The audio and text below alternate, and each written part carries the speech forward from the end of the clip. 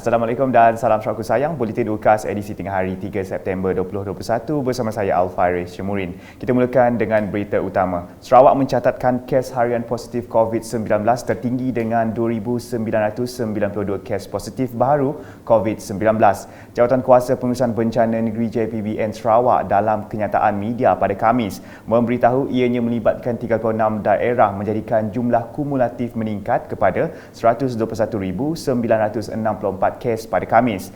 Berikut merupakan daerah-daerah yang melaporkan kes positif COVID-19 di Sarawak.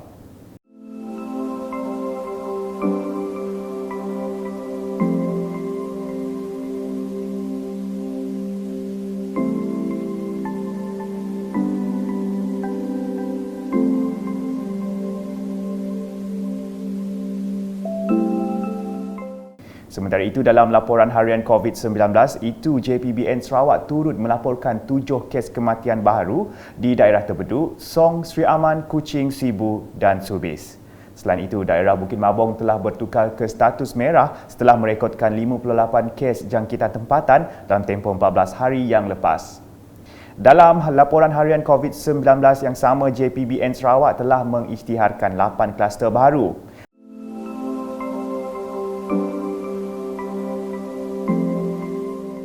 Manakala 2 kluster tamat iaitu kluster Benteng Sri Aman dan kluster Kampung Semban Kuching. Sementara itu, jumlah kluster yang masih aktif adalah sebanyak 137 kluster dan 19 kluster aktif diisytiharkan mempunyai penambahan kes baru.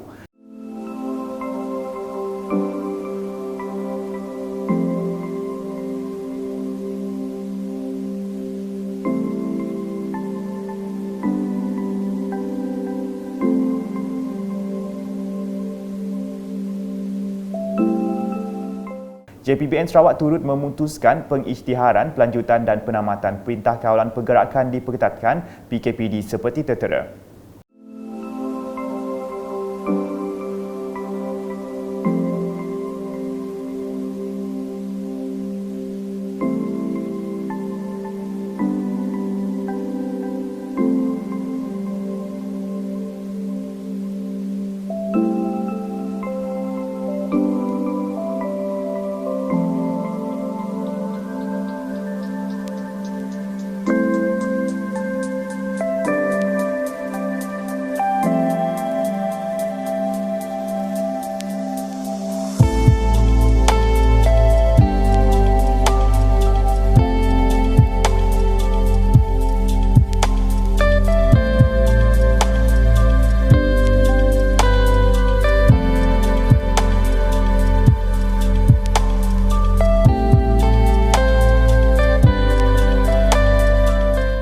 Berita selanjutnya, Radio Televisyen Malaysia RTM Miri merupakan sebuah stesen penyiaran yang unik di Sarawak apabila turut menampilkan siaran untuk berita bagi suku kaum Kayan dan Kenyah.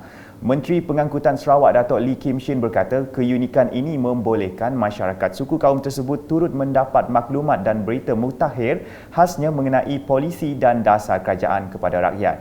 RTM Miri telah memainkan peranan yang sangat penting khasnya di kawasan bahagian Miri ini. RTM Miri yang ada menggunakan bahasa Kayan dan Kenya bagi Denis sang bertua. RTM Miri stesen ini saja yang ada menggunakan bahasa Kenya dan Kayan untuk siaran berita dan juga maklumat kepada kaum rakyat Kenya di dalam bahagian Miri ini. Beliau berkata demikian semasa berucap dalam majlis perasmian ulang tahun ke-46 RTM Miri di Auditorium RTM Miri pada Khamis. Tambahnya lagi, RTM juga memainkan peranan penting untuk menyampaikan maklumat yang tepat kepada rakyat khasnya berkenaan dengan dasar dan pembangunan kerajaan. Dalam pada itu, Datuk Lee yang juga Ahli Dewan Undangan Negeri Adun Senadin menggesa Kementerian Komunikasi dan Multimedia Malaysia KKMM mempertingkatkan kemudahan alat siaran bagi sejajar dengan Miri sebagai sebuah bandaraya pelancongan. Jadi saya berharaplah kerajaan persekutuan kita iaitu melalui Kementerian Komunikasi dan Multimedia Malaysia boleh memberi keutamaan supaya stesen RTM Miri ini boleh dipertingkatkan dengan kemudahan-kemudahan yang mencukupi dan juga alat-alat siaran yang moden supaya RTM ini boleh memainkan peranan yang lebih berkesan lagi kepada negara kita, kepada Sarawak khasnya, kepada kita di Miri. Beliau turut menggesa RTM Miri bekerjasama dengan TV Sarawak dan Unit Komunikasi Awam Sarawak UKAS dalam menyampaikan maklumat yang tepat dan berkesan kepada rakyat. Sementara itu, pengurus RTM Miri Lydia Paya Rinyut yang mewakili pengarah RTM Sarawak menegaskan bahawa peranan RTM sebagai media rasmi kerajaan tetap menjadi keutamaan. Dan RTM memang segahnya sebagai penyiar rasmi kerajaan sentiasa mendukung dan menyokong khasnya program-program kerajaan, inisiatif-inisiatif kerajaan yang sememangnya kami sebagai penyampai berita untuk menyebarluaskan maklumat-maklumat daripada kerajaan kita, daripada pemimpin-pemimpin yang di hadapan kami ini. Jawatan Kuasa Pengurusan Bencana bahagian JPBB Miri memberitahu pemberian dos kedua vaksin AstraZeneca bagi penerima yang belum menerima suntikan tersebut akan diberikan di Borneo Medical Center BMC Miri bermula pada 1 September 2021 secara janji temu. Menteri Bertanggungjawab JPBB Dato' Lee Kim Shin dalam kenyataan media pada Khamis berkata sebanyak 2 kaedah boleh digunakan dalam pemberian vaksin AstraZeneca. Pertama, mereka yang telah menerima vaksin COVID-19 AstraZeneca dos pertama di Pusat Pemberian Vaksin AstraZeneca PPVAZ Institut Kemahiran Belia IKBN Miri boleh terus menghubungi BMC Miri di talian 012 584 9335. Janji temu untuk dos kedua akan dimaklumkan kepada penerima oleh BMC Miri. Kedua mereka yang telah menerima vaksin COVID-19 AstraZeneca selain di PPVAZ IKBN Miri di mana permohonan dibuat menerusi email kepada jknswkcovid19@gmail.com dengan menyertakan nama, nombor kad pengenalan, nombor telefon bimbit, tarikh dan lokasi penerimaan dos pertama vaksin AstraZeneca. Nama penerima yang telah diluluskan akan dihantar ke BMC Miri dan janji temu suntikan vaksin COVID-19 dos kedua akan dimaklumkan kepada penerima oleh BMC Miri. Beliau menambah penawaran suntikan vaksin COVID-19 ini hanya untuk dos kedua jenis AstraZeneca sahaja dan bukan untuk individu yang baru hendak mendapatkan vaksin. Ujar Dato' Lee lagi, keputusan pemberian vaksin dos kedua AstraZeneca ini dibuat selepas operasi PPVAZ IKBN Miri tamat pada 27 Ogos lepas. Pemberian dos 2 vaksin AstraZeneca di BMC Miri melalui 2 kaedah seperti di atas adalah bertujuan bagi membantu penerima-penerima vaksin AstraZeneca yang tidak sempat mengambil suntikan vaksin dos kedua disebabkan beberapa faktor seperti penerima dalam perintah kuarantin, pengembara anak-anak Sarawak yang baru pulang daripada pengajian di luar Miri dan sebagainya. Berikutnya, Setiausaha Kerajaan Negeri Sarawak Dato' Amar Jaul Samion telah mengadakan lawatan ke pejabat daerah Sebauh dan meninjau projek bina baru pagar rumah Chin Gawing pada Rabu. Terdahulu, beliau telah melawat tapak pembinaan Jambatan Bintulu Jepak, Jambatan Batang Kemena dan projek bangunan pentadbiran baru Bintulu. Di Pejabat Daerah Sebauh, Setiausaha Kerajaan Negeri Sarawak itu telah melawat projek naik taraf bangunan Pejabat Daerah Sebauh yang telah siap pada 14 April lepas yang merangkumi kerja-kerja penyambungan pejabat dan pengubahsuaian di pejabat sedia ada serta kerja-kerja luar yang berkaitan. Kos bagi menaik taraf bangunan Pejabat Daerah Sebauh ini berjumlah RM438,495. Selepas itu, Dato' Amar Jaul telah mengadakan lawatan ke rumah Chin Gawing bagi meninjau projek bina baru pagar yang telah siap pada 27 Ogos lepas.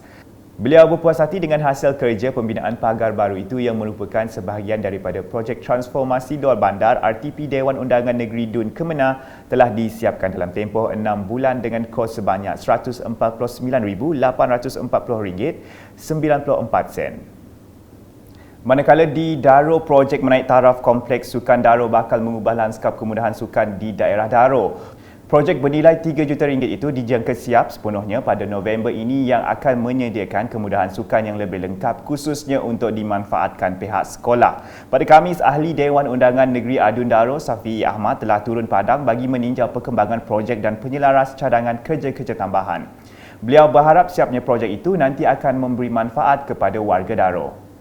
Siapnya projek nanti ini akan memberi peluang yang begitu baik dan juga menyediakan kemudahan yang begitu lengkap dan selesa untuk para pengguna, khususnya para belia yang kita sedia maklum begitu minat dalam bidang sukan ini. Dan apa yang saya lihat perkembangan pelaksanaannya, alhamdulillah, walaupun berlaku sedikit kelewatan, kita sedia maklum kerana banyak kerja tergendala disebabkan pelaksanaan PKP yang berkaitan dengan COVID-19 ini. Tetapi berdasarkan perbincangan tadi, ada didapati bahawa insyaAllah projek ini dijangka siap sepenuhnya pada bulan November tahun ini. Sementara itu, pada program berasingan, Safi'i telah menyerahkan geran projek kecil luar bandar MRP berjumlah RM149,000 kepada 28 penerima. Penerima terdiri daripada 24 buah tabika, sebuah jawatankuasa masjid dan masing-masing 2 buah jawatankuasa kemajuan dan keselamatan kampung JKKK dan kelab. Dalam ucapannya, Safi'i berkata bidang pendidikan adalah menjadi keutamaan kepada beliau sebagai wakil rakyat di kawasan itu. Tambahnya, setiap tahun beliau menyalurkan sumbangan khususnya kepada pihak kemas untuk membantu mereka menjalankan aktiviti. Beliau menggesa ibu bapa dan guru sentiasa bekerjasama dalam memastikan kanak-kanak menguasai pembelajaran dengan baik pada peringkat awal persekolahan. Kita balik ke Sadong Jaya. Ahli Dewan Undangan Negeri Adun Sadong Jaya, Aidil Lariwu, telah turun padang membuat pemantauan kerja-kerja membaik pulih jalan utama dari Simpang Jemukan ke Sadong Jaya pada Rabu. Jalan utama ke Sadong Jaya itu telah rosak akibat daripada kerja-kerja pembesaran jalan pesisir dari Sadong Jaya ke Asajaya dan seterusnya ke Samarahan Kuching. Aduan telah banyak dibuat oleh pengguna jalan raya melalui media sosial dan Adun Sadong Jaya itu sudah pun menjelaskan bahawa kerosakan tersebut disebabkan oleh kerja membaik pulih jalan yang sedang dilaksanakan. Dalam pada itu, Adun Sadong Jaya juga menzahirkan penghargaan kepada pengguna jalan raya yang sangat prihatin dan berpesan untuk terus bersabar sementara kerja membaik pulih jalan tersebut masih dilaksanakan. Sekian edisi Tengah Hari bersama saya Alfaris Jemurin dan kru penerbitan. Berita lebih lanjut boleh didapati di semua platform media sosial UKAS termasuk portal ukas.sarawak.gov.my dan pastikan anda subscribe UKAS channel di YouTube. Salam UKAS.